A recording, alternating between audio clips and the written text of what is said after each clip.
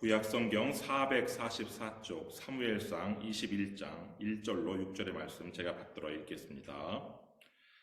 다윗이 노베 가서 제사장 아히멜렉에게 이르니 아히멜렉이 떨며 다윗을 영접하여 그에게 이르되 어찌하여 내가 홀로 있고 함께하는 자가 아무도 없느냐 하니 다윗이 제사장 아히멜렉에게 이르되 왕이 내게 이를 명령하고 이르시기를 내가 너를 보내는 것과 내게 명령한 일은 아무것도 사람에게 알리지 말라 하시기로 내가 나의 소년들을 이러이러한 곳으로 오라고 말하였나이다. 이제 당신의 수중에 무엇이 있나이까? 떡 5덩이나 무엇이나 있는 대로 내 손에 주소서 하니 제사장이 다윗에게 대답하여 이르되 보통 떡은 내 수중에 없으나 거룩한 떡은 있나니 그 소년들이 여자를 가까이만 하지 아니하였으면 주리라 하는지라. 다윗이 제사장에게 대답하여 이르되 우리가 참으로 3일 동안이나 여자를 가까이 하지 아니하였나이다. 내가 떠난 길이 보통 여행이라도 소년들의 그릇이 성결하겠거든 하물며 오늘 그들의 그릇이 성결하지 아니하겠나이까 하매 제사장이 그 거룩한 떡을 주었으니 거기는 진설병 곧 여호와 앞에서 물려낸 떡밖에 없었습니다. 이 떡은 더운 떡을 드리는 날에 물려낸 것이더라. 아멘. 하루는 어사 박문수가 고개를 넘다가 그만 배고픔에 지쳐 쓰러져 버렸습니다. 그때 출산한 지 얼마 되지 않은 한 여인이 쓰러진 박문수를 발견했습니다. 그 굶주림에 죽어가는 박문수에게 먹을 것을 주려고 주위를 둘러보았지만 아무것도 없었어요. 그래서 어떻게 할까 고민하다가 이 여인은 자신의 가슴을 내밀고 박문수에게 모유를 먹였습니다. 이때 그 광경을 본 나물 캐는 아낙네들이 경악을 했고 그 사실을 남편에게 일러 바쳤어요. 그래서 화가 난 남편이 이 박문수와 아내를 마구 때리기 시작했어요. 박문수는 굶어 죽는 아사를 간신히 면했는데 이제는 맞아 죽게 생겼어요. 그래서 할 수 없이 마패를 딱 내밀었어요. 그리고 남편에게 그 부인을 변호를 했던데 가진 것이 없어서 어쩔 수 없이 모유를 먹인 것이지 다른 의도가 있었던 것은 아니다. 그리고 측은지심으로 한 행동이기 때문에 이것은 칭찬받아야 될 행동이다. 그리고서는 자신을 살려준 여인에게 50마지개 논밭을 상으로 내렸습니다. 그 고개는 마패를 가진 사람들이 가서는 안 될 고개라는 뜻인 금패령, 마패를 금하는 고개라 금패령이라 불리게 되었어요. 여러분 살다 보면 일상이나 평상과는 다른 비상 상황을 만날 때가 있어요. 이머전시 상황을 만날 때가 있어요. 그런 이머전시 상황에서 한 언행을 평소와 같은 잣대로 재단하는 것은 과연 하나님의 뜻일까? 오늘 본문에서 다윗은 아히멜렉 제사장을 찾아갑니다. 1절 말씀 보시면 다윗이 노베 가서 제사장 아히멜렉에게 이르니 아히멜렉이 떨며 다윗을 영접하여 그에게 이르되 어찌하여 내가 홀로 있고 함께하는 자가 아무도 없느냐 하니. 이 노베는 당시 성막이 있었어요. 이 성막은 엘리 제사장 때는 실로에 있었어요. 그러다가 이제 사울왕 때에는 이 노비라는 예루살렘 인근에 그 노비라는 곳에 이 성막이 있었는데 실로 성막에는 엘리 제사장이 있었다면 지금 노 성막에는 누가 있느냐? 아히멜렉 제사장이 있었어요. 이 아히멜렉은 그 엘리의 증손자 되는 사람이에요. 엘리의 계보를 보면은 엘리는 두 아들, 나쁜 아들이었죠. 홈니와 비느하스라는 두 아들을 두었어요. 이 두 아들은 블레셋과의 전쟁에 그 언약궤를 메고 나갔다가 언약궤는 빼앗기고 블레셋 군대의 칼에 둘 다 한날에 죽게 되죠. 근데 이 비느하스에게 아들이 한 명 있었어요. 아히두비라는 아들이 있었고 그 전쟁이 벌어지는 날 아내가 출산하다가 죽은 그 아내가 출산한 아들이 이가봇이라는 아들이 있었어요. 근데 이 아히멜렉은 그 아히두베 아들 중에서 한 명이 바로 이 아히멜렉이에요.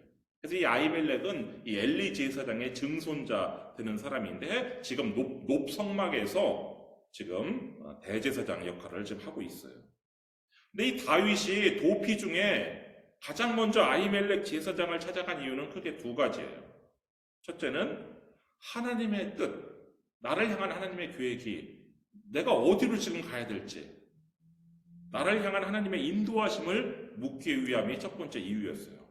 다윗은 그 전에도 출전할 때마다, 전쟁에 나갈 때마다 이 제사장 아히멜렉을 찾아가서 하나님의 뜻을 물었어요. 그래서 이 사무엘상 22장 한 장 넘기셔서 사무엘상 22장 15절 말씀 보면은 이 아히멜렉 제사장이 사울왕에게 이렇게 얘기하는 게 있어요. 내가 그를 위하여 하나님께 물은 것이 오늘이 처음이니까 결단코 아니니이다.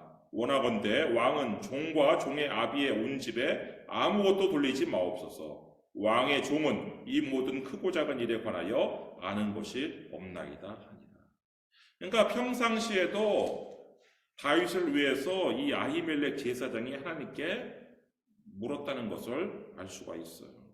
그래서 이 다윗은 하나님의 인도하심을 구하기 위해서 이 노베에 찾아갔고, 두 번째 이유는 양식을 구하기 위해서 찾아갔어요. 지금 다윗에게는 굶주림에 지친 부하들이 있었어요. 그 부하들을 먹일 떡을 구하기 위해서 이 아히멜렉을 찾아간 것인데, 마태복음 12장 3절 말씀 보시면 예수께서 이르시되 다윗이 자기와 그 함께한 자들이 시장할 때에 한 일을 잃지 못하였느냐.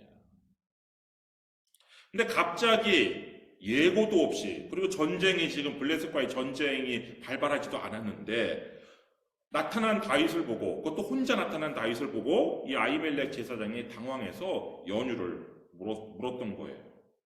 그러자 다윗이 이렇게 대답을 해요. 2절 말씀 보시면 다윗이 제사장 아히멜렉에게 이르되 왕이 내게 이를 명령하고 이르시기를 내가 너를 보내는 것과 내게 명령한 일은 아무것도 사람에게 알리지 말라 하시기로 내가 나의 소년들을 이러이러한 곳으로 오라고 말하였나이다.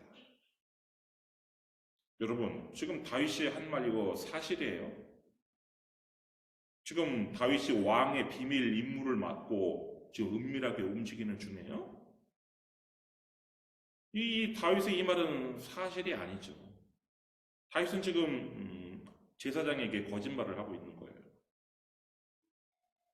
이 다윗의 거짓말은 어떻게 생각하세요?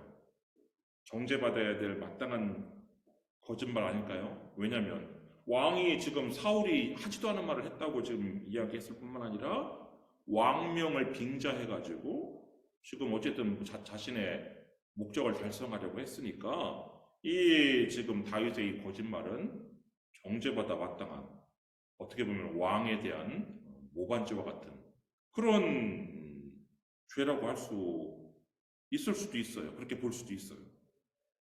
그런데 예수님께서 이 오늘 본문의 다윗을 나중에 바리새인들한테 이야기할 때는 다윗을 정죄하지 않아요. 마태복음 12장 7절 말씀 보시면 나는 자비를 원하고 제사를 원하지 아니하노라 하신 뜻을 너희가 알았더라면 무죄한 자를 정죄하지 아니하였으리라. 그러니까 바리새인들의 기준으로는, 정죄하기 좋아하는 사람들의 기준으로는 이 다윗은 지금 거짓말을 한 아주 잘못된 정죄받아야 될 사람인데 예수님께서는 무죄한 자라고 이야기하시고, 그리고 너희들이 그렇게 생각하는 이유는 너희들은 하나님의 뜻, 나는 자비를 원하고 제사를 원하지 아니하노라 라고 말씀하신 하나님의 뜻을 너희가 모르기 때문에 너희들이 무죄한 자를 정죄하는 것이다 라고 예수님께서는 바리새인들에게 말씀하셨어요. 하나님께서는요, 지금 굶주린 부하들을 위해서 어쩔 수 없이 둘러댄 이 다윗의 말을 정죄하지 않으셨어요. 그러면 하나님께서 도대체 정죄하시는 거짓말은 어떤 거짓말이냐? 이웃을 해하기 위해서 하는 거짓말. 더러운 이득을 취하기 위해서 하는 거짓말. 이 두 가지 거짓말이 하나님께서 정죄하시는 거짓말이에요. 하나님께서 제9계명 내 이웃에 대하여 거짓 증거하지 말라. 이 계명을 주신 이유는 무엇이냐? 이웃을 해치거나 이웃으로부터 부당한 더러운 이득을 취하기 위해서 하는 거짓말이 대죄이기 때문에 하나님께서 제9계명을 우리에게 주신 것이란 말이에요. 여러분, 하나님께서 정죄하시는 거짓말하고 그냥 배고픈 부하들을 먹이기 위해서 어쩔 수 없이 둘러대는 거짓말하고 이거를 동일시하면 안 되는 거예요. 그건 초등학생들이나 하는 그런 수준이에요. 거짓말은 나쁜 것, 이것도 거짓말, 저것도 거짓말, 다 같이 잘못된 것, 이건 초등학생들의 윤리 수준이고요. 어느 정도 성숙한 사람들은 이걸 구별할 수 있어야 돼요. 하나님께서 정죄하시는 거짓말하고 배고픈 부하들을 먹이기 위해서 어쩔 수 없이 둘러대는 거짓말, 이거는 다른 것이구나.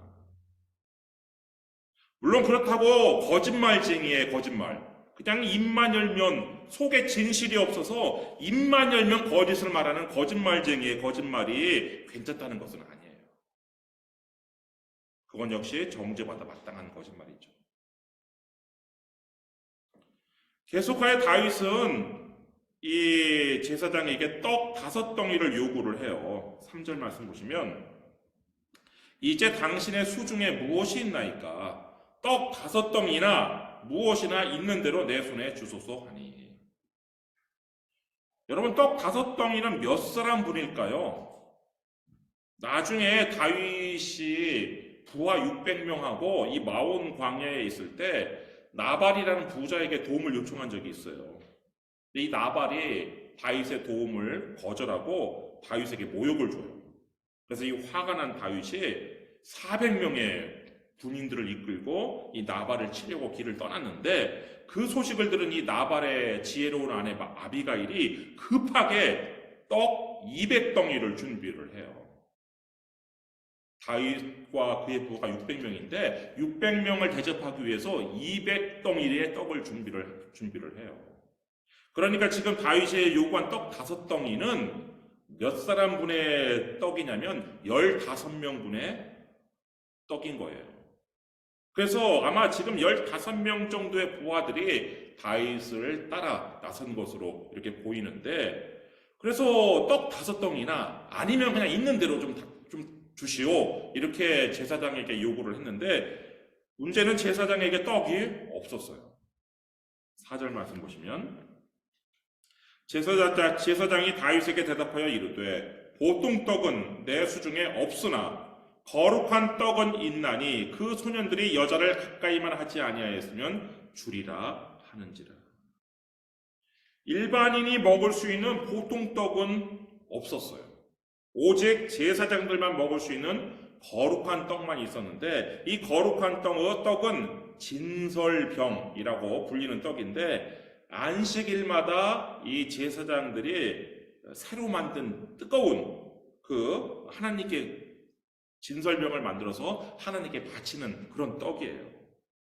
그 레위기 24장에 이 진설병에 관한 규정이 나오는데 레위기 24장 8절 말씀 보시면 안식일마다 이 떡을 여호와 앞에 항상 진설할지니 이는 이스라엘 자손을 위한 것이요 영원한 언약이니라.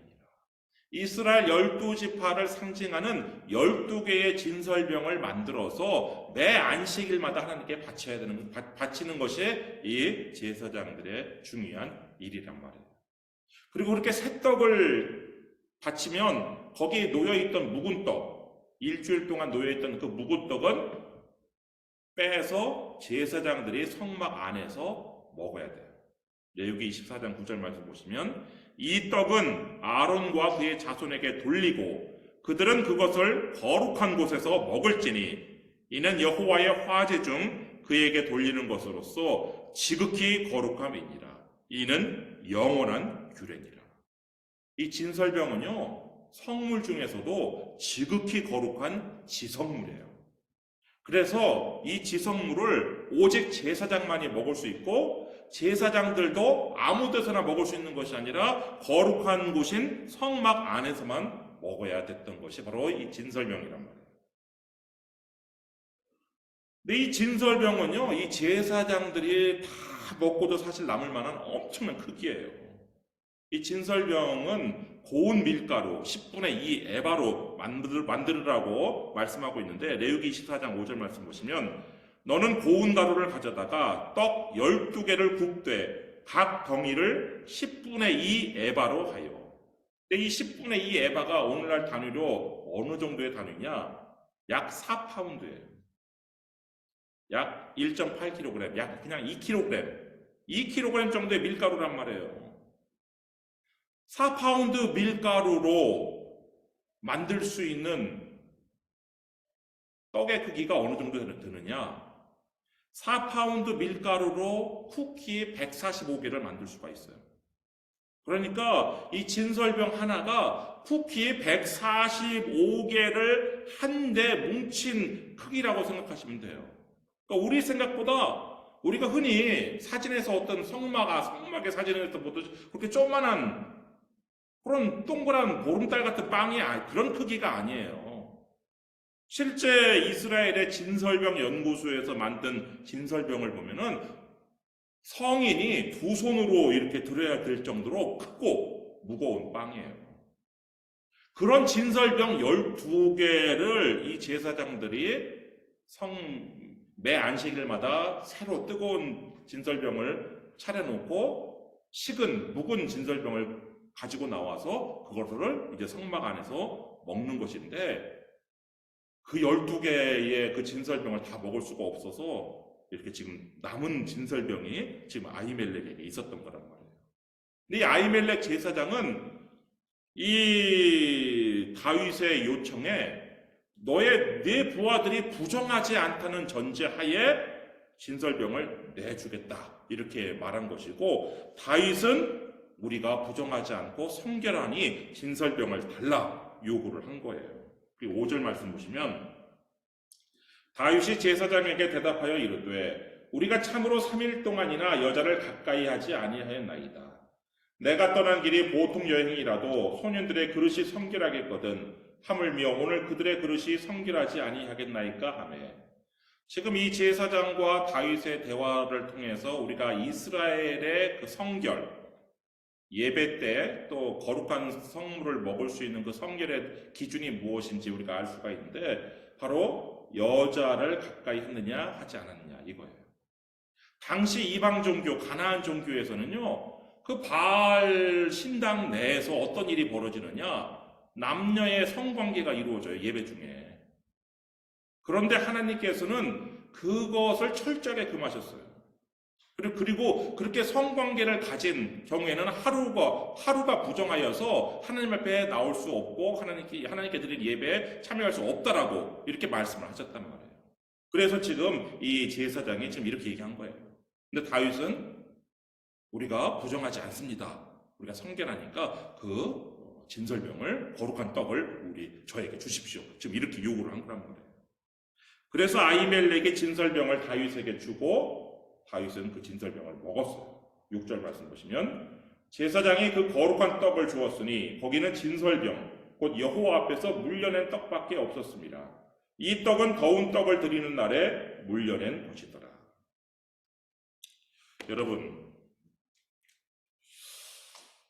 지금 다윗이 어떻게 보면 제사법을 어겼잖아요. 제사장만 먹을 수 있는 진설병을 이 다윗이 제사법을 어기고 진설병을 먹었잖아요. 그런데 이 일로 책망을 듣거나 꾸중을 들은 적이 있나요? 예수님께서도 마태복음 12장 3절 7절 말씀 보시면 다윗이 무지하다라고 얘기를 하는데, 예수께서 이르시되 다윗이 자기와 그 함께한 자들이 시장할 때에 한 일을 잃지 못하였느냐. 그가 하나님의 전에 들어가서 제사장 외에는 자기나 그 함께한 자들이 먹어서는 안 되는 진설병을 먹지 아니하였느냐. 또 안식일에 제사장들이 성전 안에서 안식을 범하여도 죄가 없음을 너희가 율법에서 읽지 못하였느냐. 내가 너희에게 이르노니 성전보다 더 큰 이가 여기 있느니라. 나는 자비를 원하고 제사를 원하지 아니하노라 하신 뜻을 너희가 알았더라면 무죄한 자를 정죄하지 아니하였으리라. 이게 바리새인들의 그 시각으로 보면은 예수님의 제자들이 이 밀을 이렇게 훑어서 먹은 걸 가지고 지금 예수님께서 바리새인들한테 이야기한 말씀인데 그것이 괜찮다는 것을 이 다윗의 예를 들어서 지금 얘기한 거예요. 다윗이 제사장들만 먹을 수 있는 그 진설병을 먹은 것도 괜찮았듯이 지금 제자들이 그렇게 한 것도 괜찮다는 이런 의미에서 지금 말씀을 하신 것인데, 왜 도대체 이 예수님께서는 다윗이 분명 제사법을 어기고 진설병을 먹은 그것에 대해서 무죄하다라고 말씀을 하셨을까? 반면에요, 제사법을 어기고 번제를 드린 사울은 정죄를 받았어요. 사무엘상 13장 9절로 14절 말씀 보시면, 사울이 이르되 번제와 화목제물을 이리로 가져오라 하여 번제를 드렸더니 번제 드리기를 마치자 사무엘이 온지라. 사울이 나가 맞으며 문안하매 사무엘이 이르되 왕이 행하신 것이 무엇이냐 하니, 사무엘이 사울에게 이르되 왕이 망령되이 행하였도다. 왕이 왕의 하나님 여호와께서 왕에게 내리신 명령을 지키지 아니하였도다.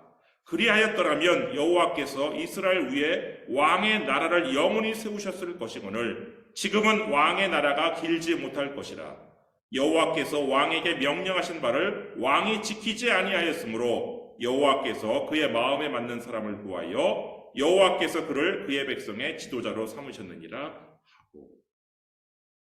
도대체 똑같이 제사법을 어겼는데 다윗은 정죄받지 않았는데 사울은 정죄를 받았어요.